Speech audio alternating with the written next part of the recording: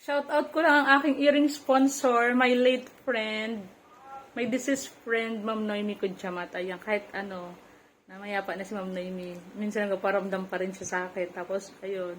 So, last time, chinat ko yung sister niya.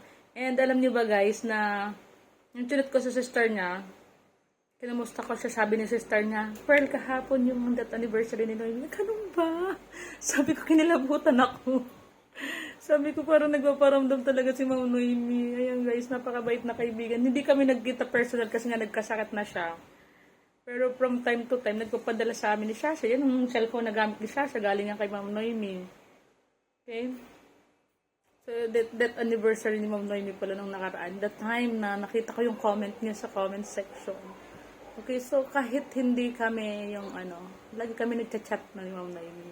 So, I miss Ma'am Noemi and I hope she's now in heaven and I hope lahat ng mga kapamilya niya ay okay, yung maiwan niyang anak na special child. Sana mahal na mahal pa rin siya ng mga anak niya at iniingatan siya.